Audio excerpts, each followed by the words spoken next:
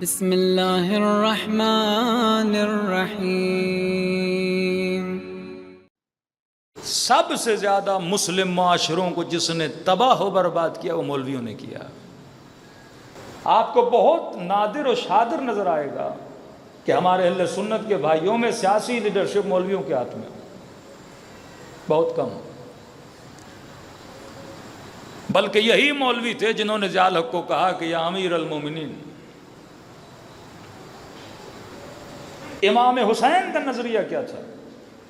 امام نے کہا اگر عالم، یا آج کے زمانے میں اس کو مولوی بولیں یا مفتی بولیں، اگر وہ ظالم کے مقابلے میں کھڑا نہ ہوا تو کیونکہ عالم رول ماڈل ہوتا ہے اور عوام اس کو اسوہ سمجھتی ہے، العلماء ورثۃ الانبیاء، انبیاء کا وارث سمجھتی ہے، اگر عوام یہ دیکھے گی کہ مولوی حاکم کے خلاف نہیں بول رہا تو عوام کیا بولے گی؟ فتویٰ صادر ہوا کہ حسین واجب القتل ہیں لیاذ باللہ۔ کس نے دیا فتویٰ؟ یزید نے یا مولوی نے؟ قاضی شریح، قاضی القضات، پڑھا لکھا بندہ، لوگوں کے فیصلے کرنے والا، اس نے فتویٰ جاری کیا کہ حسین واجب القتل ہیں۔ آپ کو کسی بھی اہل سنت کے معاشرے میں ریولیوشن نظر نہیں آئے گی، ہاں وہاں نظر آئے گی جہاں معاشرہ لبرل بن چکا، سیکولر بن چکا یا ڈیموکریسی کی طرف چل پڑا۔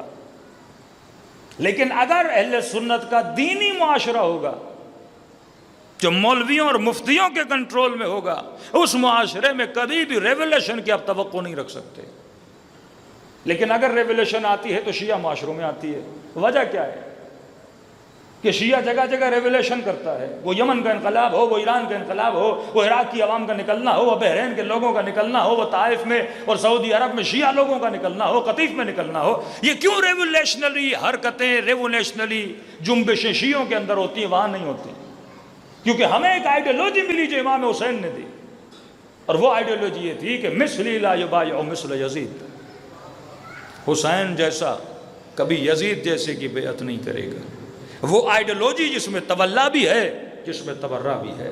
تولا مطلب خوبیوں کی تعریف، تبرہ مطلب برائیوں سے دوری۔ دو فکر امام حسین نے دی۔ ایک آئیڈیالوجی قاضی شریح والی آئیڈیالوجی تھی جو آج برملا جمعے کے خطبوں میں طارق مسعود صاحب اہل سنت کے بڑے مفتی، جتنے بھی ان کے مفتی ہیں، وہ برملا اپنی تقریروں میں کہہ رہے ہیں کہ رسول خدا کا فرمان ہے اگر وقت کا حاکم فاسق بھی ہو، فاجر بھی ہو، ظالم بھی ہو، اس کے اندر شیطان داخل ہو جائے، وہ چاہے تجھے دین سے دور کرے، چاہے کالے رنگ کا حبشی غلام ہو، کٹا ہوا کان ہو، کشمش جیسے بال ہوں، وہ تجھے راہ خدا اور دین خدا سے اٹھا کے کہیں اور بھی لے جائے۔ فرمایا، رسول نے فرمایا حاکم کے خلاف قیام کرنا حرام ہے۔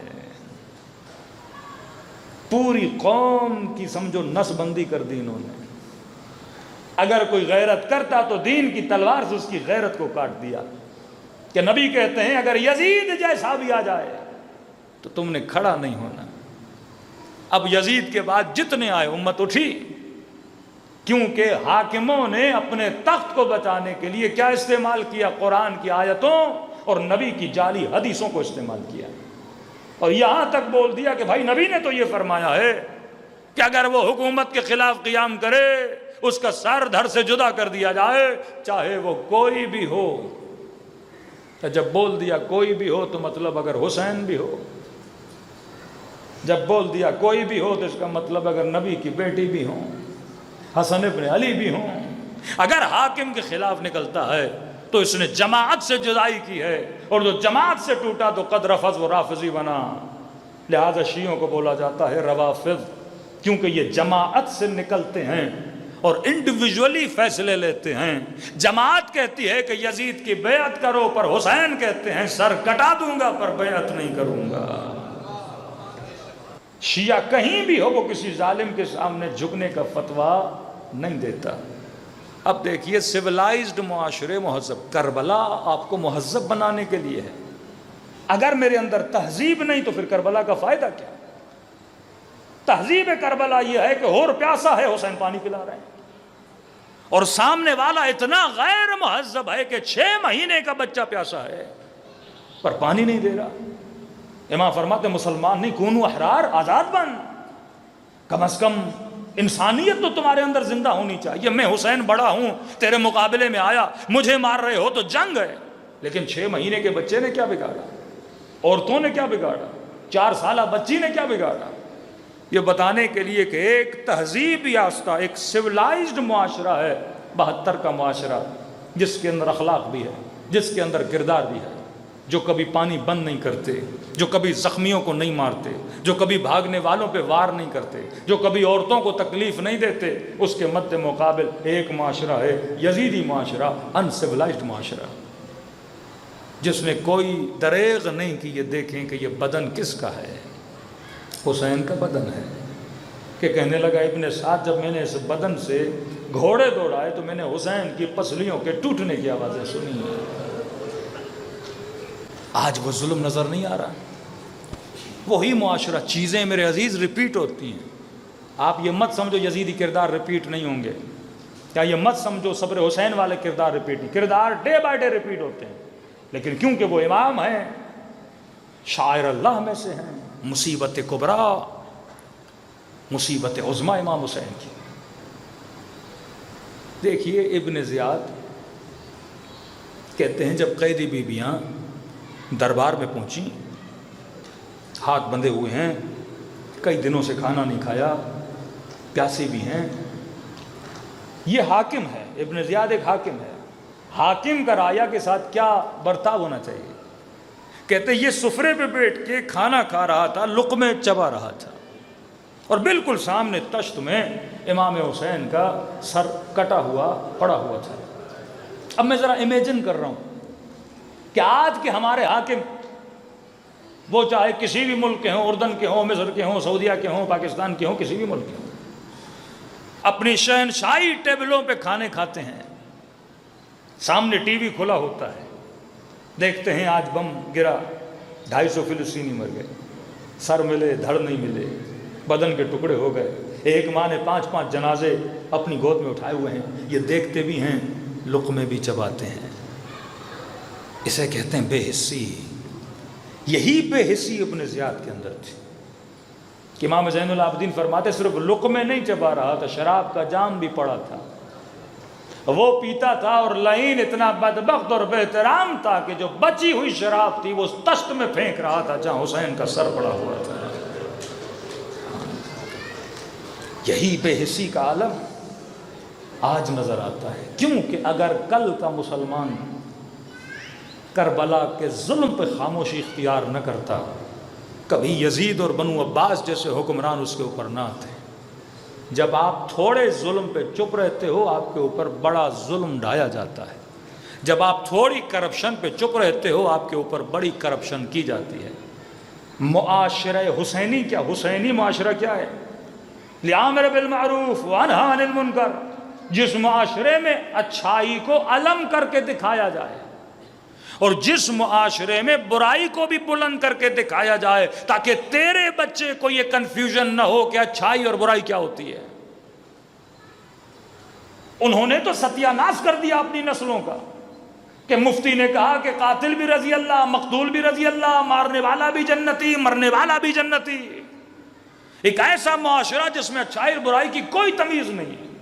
لیکن امام حسین نے آپ کو تمیز دی کہ یہ پہچان میں یزید کو کھول کے دکھا رہا ہوں کہ یہ یزید ہے، اور میں تجھے اچھائی بتا کے بتا رہا ہوں کہ یہ جو کٹے ہوئے سر نو کے نیزہ پہ ہیں، کسی اکبر کا سر ہے، عباس کا سر ہے، اور محمد کا سر ہے. دیکھ یہ اچھائیاں تھیں جو یزید کے مقابلے میں کھڑی ہوئی. ایک تخت پہ بیٹھا ہے اور ایک بی بی کے ہاتھوں میں رسیاں ہیں، اور کس طرح یزید کو للکار رہی ہے، حسین کا دفاع بھی کر رہی ہے، اور توحید الہی کا بھی دفاع کر کے کہہ رہی ہیں، فرما رہی ہیں کہ ما رأیت الا جمیلہ زینب نے حسن کے علاوہ کچھ بھی نہیں دیکھا. میں نے کسی انٹیریئر سندھ کی جگہ پہ مجمع میں نے کہا اچھائی اور برائی، ہمارا معاشرہ پاکستانی زندہ یا مردہ معاشرہ کیسے پتہ لگایا جائے؟ افسوس سے کہہ رہا ہوں کہ میں کیسے پتہ لگاؤں کہ پاکستانی سویلائزڈ ہیں، مہذب ہیں، یہ معاشرہ زندہ ہے، یہ معاشرہ مردہ نہیں. تو کہا مولانا کیسے پتہ لگا؟ میں نے کہا میں ایک سوال کرتا ہوں، مجھے آپ کا ریئیکشن دیکھنا ہے. کہ جی بولیے. سندھ کا وہ شہر جہاں حد سے زیادہ کرپشن کی گئی. دیکھیے ایک آدمی کی تنخواہ اگر 4 لاکھ ہے، 5 سال ڈیوٹی کرے تو 4 لاکھ کو ملٹیپلائی کریں گے 5 سالوں سے، جتنا اس کے پاس مال آیا وہ حلال کا. لیکن اگر 5 سالوں میں ارب پتی بن گیا تو اس کا مطلب اس نے حرام کمایا ہے. ہمارا کون سا شہر ہے جہاں ملک کی ایجنسیاں نہ ہوں جن کو یہ نہ پتا ہو کہ MP کیا کر رہے ہیں، MNAs کیا کر رہے ہیں، سینیٹرز کیا کر رہے ہیں، ٹھیکوں میں کتنی دغا کی جاتی ہے، کتنے پیسے، سب کو پتا ہے کیا کیا ہو رہا ہے.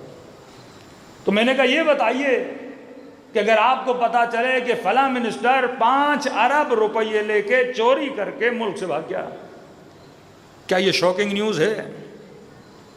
تو مجمع ہنس کے کہنے لگا مولانا 5 ارب شاکنگ نیوز، کہ اگر 15 بھی لے جاتا تو ہمارے لیے شاکنگ نیوز نہیں تھی.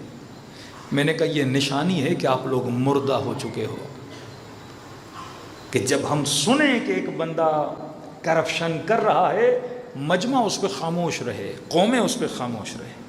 لیکن آپ جاپان چلے جائیے، تھوڑی سی کرپشن ہو وہاں کے وزیر ٹی وی پہ آ کے لوگوں سے معافیا مانگتے ہیں.